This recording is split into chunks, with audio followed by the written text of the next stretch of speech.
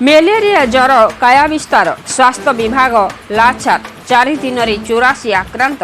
कोरापुट जिला लक्ष्मीपुर ब्लॉक रे मेलेरिया घातक सब्यस्त होईछि।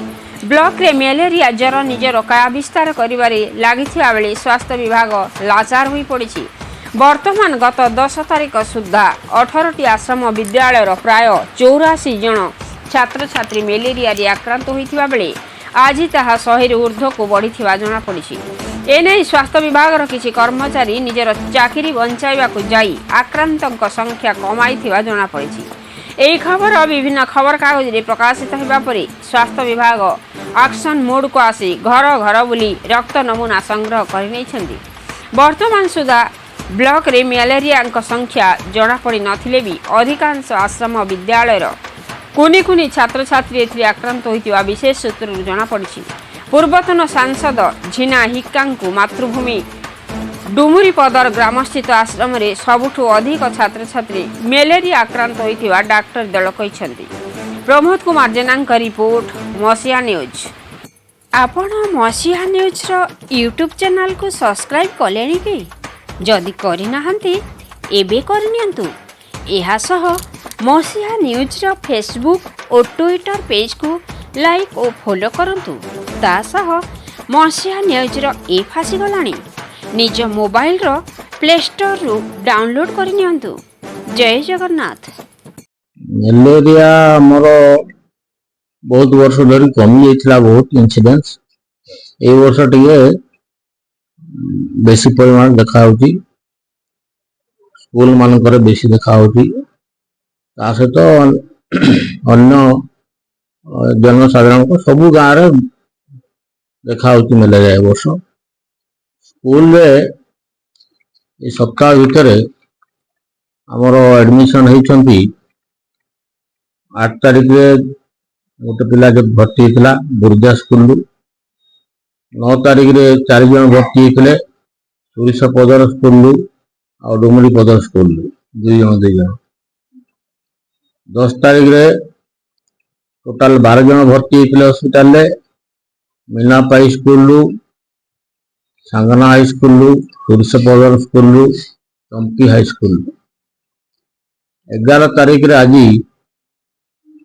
4 जन भर्ती होती लक्ष्मीपुर अनेस हॉस्टल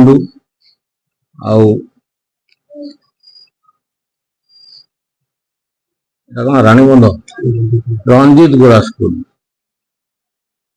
वर्तमान मलेरिया टी अधिका देखा वर्ष कारण तो आम कही पारूनु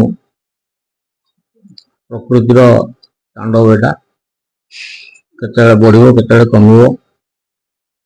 आम स्क्रीनिंग चलची स्क्रीनिंग रे सब 16टा स्कूल आम कवर कर सारे से टोटाल 82 केसेस पॉजिटिव से 64 जन फाल्सिफरम ग्रुप मलेरिया 13 जन भाइरस मलेरिया मिक्स 5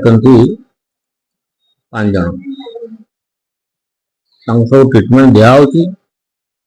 वॉलंटियर आदेश अनुसार पिला मान को भी आम भर्ती करूँ जो मैंने टे कंडीशन भल ना भर्ती करा ट्रिटमेंट चलती प्राणपणा आम लगिचु चेष्टा करूँ कंट्रोल को आने पाखरे 2-3टा ब्लॉक अच्छी जोटा कि बंधुआ नानापाटना आसीपुर ये बेसी आमर पिला माने आसुचंती हॉस्टल रोचंती से बेसी देखा सहित आमर भी लक्ष्मीपुर बहुत एरिया अच्छी से गाँव गुड़ा बेसी देखा जाए सब वर्ष से जगार जो पिला हॉस्टल को आसुचंती से अलग रखा पड़ो किसी दिन और ट्रिटमेंट करा पड़ो ना स्कूल पूरा हॉस्टल सब पिला को टीचर माने टिके दायित्ववान हवा कथा पिला सेग्रीगेट कर रखा पड़ो किसी दिन नानापाटना पिला आसुचंती बंधुगार आसुचंती